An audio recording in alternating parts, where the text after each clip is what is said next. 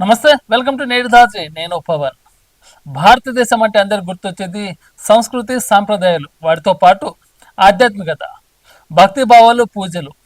భారతదేశం యొక్క గొప్పతనం తెలియని ప్రపంచంలో ఏ వ్యక్తి ఉండడు. అలాంటి భారతదేశంలో ఒక మహా జాతర జరుగుతుంటే, ఒక దేవుని కార్యక్రమం జరుగుతుంటే, భారతదేశంతో పాటు ప్రపంచ దేశాలు మొత్తం భారతదేశం వైపు తొంగి చూస్తుంటాయి.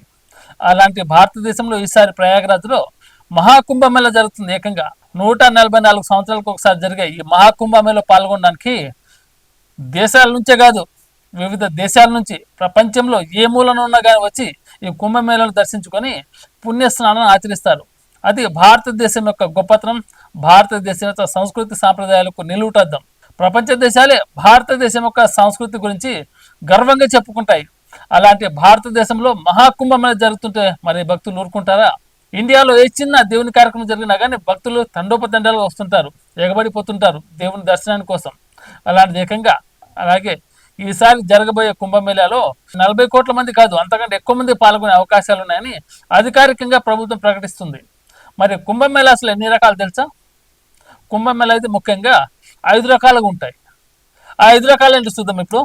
మహాకుంభమేళని 5 రకాలుగా విభజించారు. ఒకటి మాఘ కుంభమేళ, రెండోది కుంభమేళ, మూడోది అర్ధ కుంభమేళ, నాలుగోది పూర్ణ కుంభమేళ, అలాగే ఐదోది ఇప్పుడు జరుగుతుంది మహాకుంభమేళ.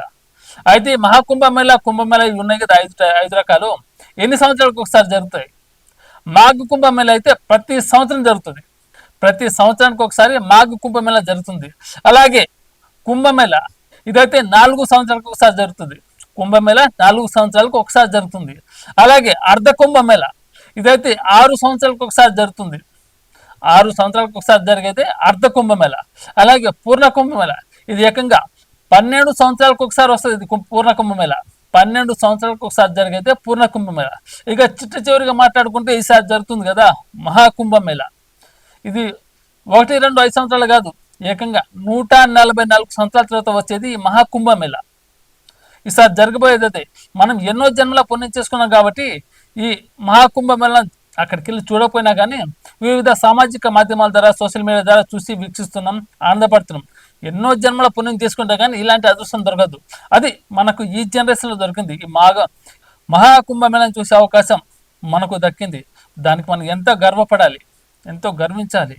ఎందుకంటే ఎన్నో జన్మల పుణ్యం చేసుకుంటే తప్ప ఇలాంటి కుంభమేళను, మహాకుంభమేళ ముఖ్యంగా 144 సంవత్సరాలు ఒకసారి వస్తుంటే ఏకంగా 2 తరాలు అంతమైపోతాయి. మనకు ఈసారి దర్శన భాగ్యం కలిగిందంటే అదృష్టం అని చెప్పుకోవాలి. ఆ దేవుడి యొక్క ఆజ్ఞ మన మీద ఉందని చెప్పుకోవాలి ముఖ్యంగా.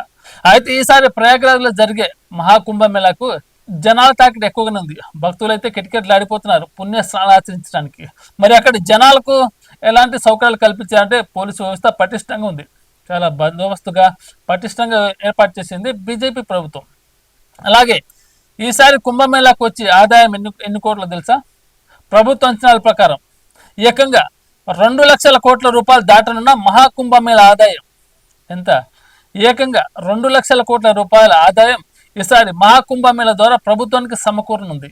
ఎంత అదృష్టం చేసుకుంటే ఈసారి జనాలు అంత తాకిడి పెరుగుతుంది. అలాగే మన ఇండియాలో ప్రభుత్వానికి ఆదాయం సమకూరాలంటే ముఖ్యంగా పండుగలు, పబ్బాలు ఇలాంటి మహా జాతరలే ప్రభుత్వానికి ఆదాయం సమకూర్చేది. ఇండియాలో ఏ దైవకార్యం జరిగినా కానీ జనాలు తండోపతండగా వస్తుంటారు, కానుకలు సమర్పించుకుంటారు. ఆ కానుకల రూపంలో వచ్చే ఆదాయమే ప్రభుత్వానికి చెందుతుంది. మరి అలాంటి పండుగలు వస్తే ప్రభుత్వానికి ఆదాయం కూడా సమకూరుతుంది. అలాగే మహాకుంభమేళ ద్వారా ఈసారి ప్రభుత్వానికి 2 లక్షల కోట్ల రూపాయలు వస్తుందని ప్రభుత్వం అంచనాలు వేస్తుంది. ఎందుకంటే 40 కోట్ల పైగా జనాలు వస్తుంటారు. మరి మహాకుంభమేళలో జరిగే ఆధ్యాత్మికత అంత ఇంత కాదు. ఎంతోమంది సాధువులు, ఎంతోమంది అఘోరాలు, ఎక్కడెక్కడో ఉన్న వాళ్ళు ఈసారి ఈ మహాకుంభమేళకు వచ్చారు. కొంతమంది సోషల్ మీడియా ఇన్ఫ్లుయెన్సర్లు, కొంతమంది పాపులర్ అయ్యారు ఈ కుంభమేళ ద్వారా. ఎన్నో లక్షల మందికి, ఏకంగా 2 లక్షల మందికి ఈ మహాకుంభమేళలో ఉపాధి దొరికింది. 1 కాదు 2 కాదు, దాదాపు 45 రోజుల పాటు ఈ కుంభమేళలో పాల్గొంటారు. వాళ్ళకి జీవన ఉపాధి దొరికింది, తినడానికి తిండి దొరికింది. 2 లక్షల మందికి ఆర్థికంగా ఈ మహాకుంభమేళ సహాయం చేస్తుంది. ఎంతో మందికి ఉపాధి లభించింది. ఎంతోమంది భక్తుల తాకిడి పెరిగే కొద్దీ ఇటు ప్రభుత్వానికి ఆదాయం సమకూరుతుంది. మరి ఆ ప్రభుత్వానికి ఆదాయం సమకూరితే దేశం కూడా బాగుంటుంది. దేవుని యొక్క ప్రతిమతో దేవుని కార్యానికి ప్రభుత్వం దాల్చిన మహాకుంభమేళాకు జనాల తాకిడి రోజు రోజు పెరుగుతూనే ఉంది. అయితే కుంభమేళాపై కొంతమంది రాజకీయ నేతలు విష ప్రచారం చేస్తున్నారు. జనాలు ఉన్న చోట తొక్కిసలాట జరగడం కామన్. ప్రభుత్వ యంత్రాంగం అన్నిటినీ పరిశీలించలేరు కదా. మన జాగ్రత్త మనం ఉండాలి, అప్పుడే కొన్ని కార్యాలు సజావుగా జరుగుతుంటాయి. దీన్నే కొంతమంది రాజకీయ నేతలు తప్పుడు మార్గంలో చెప్పేలా, తప్పుడు మార్గంలో సంకేతాలు వినిపించేలా జనాల ముందుకు తీసుకొస్తున్నారు, లేనిపోని మాటలు చెప్పి. అది దయచేసి ఆయన పడుచుకోవద్దు. జరుగుతున్నది గొప్ప కార్యం, దేవుని కార్యం, మహాకుంభమేళ 144 సంవత్సరాలకు ఒకసారి వచ్చేది. ముఖ్యంగా ఇక్కడ మనం మాట్లాడుకుంటుంటే ఆధ్యాత్మికమే కాదు, వేలాది మందికి ఉపాధి కల్పిస్తున్న మేళ. దిగ్గజ కంపెనీల ప్రకటనలకు వచ్చే 3,600 కోట్ల రూపాయలు, చిరు వ్యాపారాల నుంచి హెలికాప్టర్ సర్వీసుల వరకు పుష్కలంగా ఆదాయం. చెప్పాను కదా ఇందాక, మహాకుంభమేళాలో 2 లక్షల కోట్ల రూపాయల ఆధ్యాత్మికతే కాదు, వేలాది మందికి ఉపాధి కల్పిస్తున్న మేళ. దిగ్గజ కంపెనీల ప్రకటనలకు అయ్యే ఖర్చు ఏకంగా 3,600 కోట్ల రూపాయలు దిగ్గజ కంపెనీలు మహాకుంభమేళాలో ప్రకటనలు చేస్తున్నాయి. వాటి ద్వారా ప్రభుత్వానికి వచ్చే ఆదాయం ఏకంగా 3,600 కోట్ల రూపాయలు. దిగ్గజ కంపెనీలు మహాకుంభమేళా ద్వారా ప్రభుత్వానికి ఇస్తున్న ఆదాయం.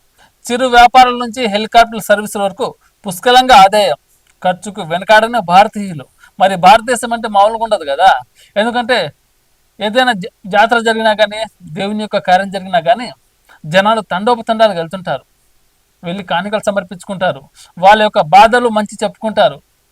దేవుణ్ణి స్మరించుకుంటే, దేవుని తలుచుకుంటే, దేవుణ్ణి దర్శించుకుంటే తమకు జన్మకార్యం సిద్ధిస్తుంది, తమకున్న పాపాలను తొలగిపోతాయని ముఖ్యంగా భారతదేశం వాళ్ళు నమ్ముకున్న ఈ సాంప్రదాయం. భారతదేశం అంటేనే సంస్కృతి సాంప్రదాయాలకు నిలువుటద్దాం. అలాంటి మహాకుంభమేళాలో జనాలు తండోపతండాలు వస్తుంటారు. భక్తియే కాదు, ఈ మహాకుంభమేళాలో వేల మందికి, లక్షల మందికి ఉపాధి దొరుకుతుంది. ఈ 45 రోజులు జరిగే మహాకుంభమేళాలో లక్షల మందికి, వేలాది మందికి ఉపాధి దొరుకుతుంది. కుటుంబాన్ని పోషించుకుంటారు వాళ్ళు. కొంతమంది దిగ్గజ కంపెనీలు ప్రకటనలు ఖర్చు 3,600 కోట్లు అన్నమాట. అంతేకాదు, చిరు వ్యాపారుల నుంచి హెలికాప్టర్ సర్వీసులకు పుష్కలంగా ఆదాయం. చిరు వ్యాపారులు ఉంటారు కదా, రోడ్ సైడ్ బండ్లు పెట్టుకునేటోళ్ళు, బట్టి కొట్లు పెట్టుకునేటోళ్ళు, కొబ్బరికాయలు అమ్ముకునేళ్ళు, అలాగే పూసల దండలు అమ్ముకునేళ్ళు, వాళ్ళు కూడా పుష్కలమైన జీవనోపాధి కుంభమేళాలో దొరుకుతుంది. వాళ్ళు కూడా తమ కుటుంబ భారాన్ని తగ్గించుకునేందుకు ఈ మహాకుంభమేళాకు వచ్చి వ్యాపారాన్ని కొనసాగిస్తుంటారు. దేవుడు వారికి ఇచ్చిన ఈ వరం. అంతేకాదు, హెలికాప్టర్ సర్వీసు ద్వారా కూడా ప్రభుత్వానికి ఆదాయం సమకూరుతుంది.